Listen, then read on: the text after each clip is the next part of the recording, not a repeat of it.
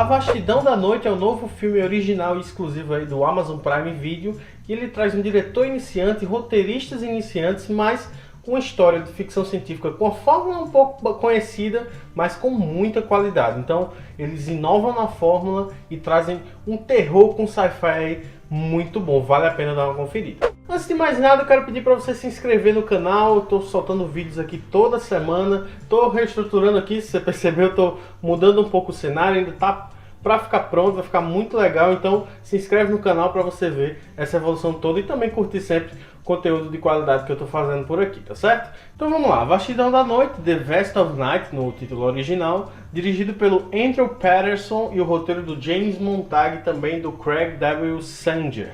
Esses três aí trazem uma história muito interessante porque ele pega muito de uma ficção científica mais antiga, aquelas coisas que a gente vê, por exemplo, no Twilight Zone, que é uma coisa que a gente tem até uma brincadeira com isso aqui no filme, quando o começo e algumas cenas a gente vai se aproximando de uma televisão antiga, com aqueles filtros de cor, chiado, justamente para tentar colocar a gente numa ideia de alguma coisa mais antiga mesmo.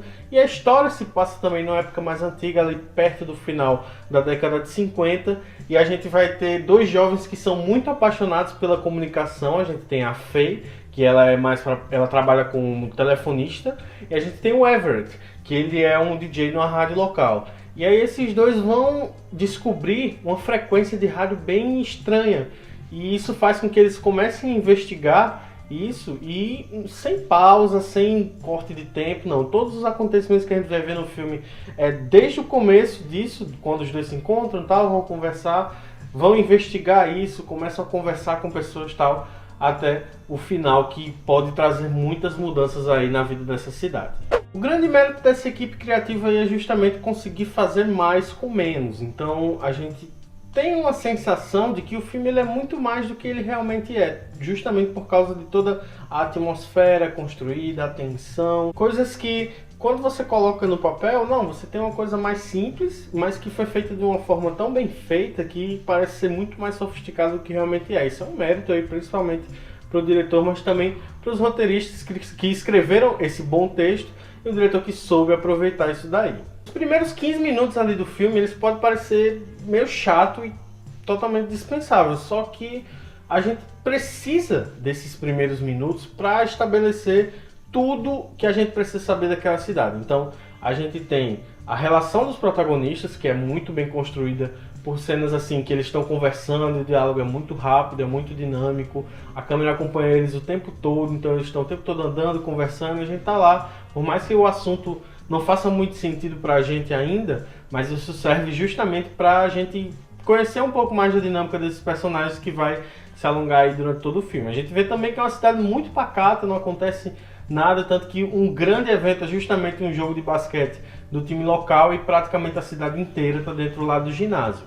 Isso também serve para a gente se situar nessa época de Guerra Fria ali, do 1950 e pouco, mais ou menos, que a gente tinha, além da Guerra Fria, a própria Guerra nas Estrelas, né, que é a corrida espacial entre a União Soviética e os Estados Unidos, e também essa curiosidade que as pessoas tinham em saber como era o futuro. Então sempre tem essa brincadeira, né? Em 2000 a gente vai ter carros voadores, e eles trazem um pouco disso também, justamente para a gente ter essa atmosfera um pouco mais sci-fi. Eles vão citar isso justamente para a gente ter isso na cabeça quando os eventos do decorrer do filme rolarem. Eu vou falar um pouquinho mais sobre isso da Guerra Fria no vídeo que eu vou gravar com o final explicado do filme. Se já tiver saído, pode clicar aqui no card, ou então na descrição vai ter o link. E é uma coisa que eu acho muito importante falar, mas eu não quero muito entrar em spoilers nesse vídeo, porque eu quero que vocês tenham a experiência de assistir esse filme sem saber de muita coisa. O que eu posso falar aqui sem entregar muito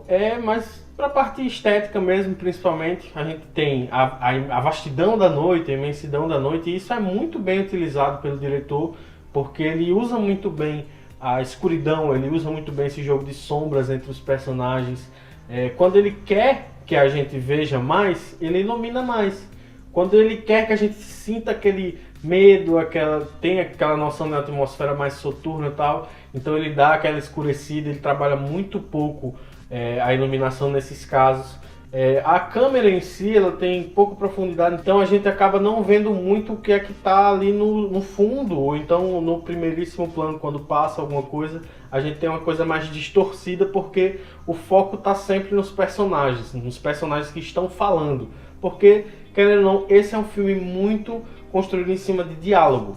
Eu até estava achando engraçado, porque quando eu estava assistindo, chegou um momento ali que eu me senti ouvindo um podcast, porque não estava tão importante o que eu estava vendo na tela, mas sim o que os personagens estavam falando. Então, aquela conversa, você vai descobrindo aos poucos o que é aquele mistério, do que se trata, você vai conseguindo pistas junto com os personagens, e isso traz uma imersão tão forte que, pra mim, é estranho falar isso, mas parecia um podcast que eu tava com uma realidade aumentada, que eu tava com imagens. E isso casa muito bem com a escuridão também, porque já que eu não tô vendo tanto, então o som ele se torna ainda mais importante, ainda mais relevante para tudo que a gente tá vendo ali. E é engraçado isso também, da gente tá descobrindo as coisas junto com os protagonistas, porque a câmera ela ajuda muito nisso também, porque ela tá sempre uma espécie de caminhada junto com os personagens. Eles andam muito, a câmera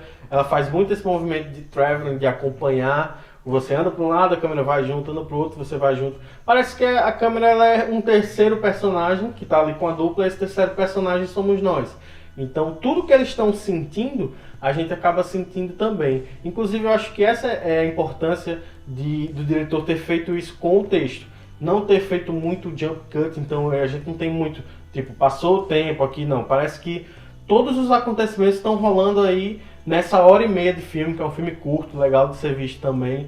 E parece que tudo aconteceu naquela hora e meia mesmo, então as coisas vão começando a tomar proporções maiores. E isso faz com que a gente sempre esteja acompanhando essa jornada, e isso constrói uma tensão muito grande na gente. Então, eu acho que o diretor conseguiu com muito pouco. Eu acho que o orçamento também era bem limitado, ele não mostra quase nada, e isso fez com que ele fosse criativo para construir uma tensão muito grande, a ponto de chegar uma hora de filme e você parar um pouquinho e pensar, caramba, não aconteceu nada, mas eu tô tenso, porque eu quero descobrir o que tá rolando, eu tô curioso com isso, e ao mesmo tempo isso gera uma expectativa tão grande que ali no final pode ser que ela não seja tão correspondida. Isso aí já é culpa mais da gente que acaba criando essas expectativas mesmo, e o diretor lá no final ele tem um payoff que, por mais que seja condizente com a história, que ele não tem aquela covardia do final aberto, totalmente aberto, para que você não sabe o que vai acontecer, monta você na sua cabeça.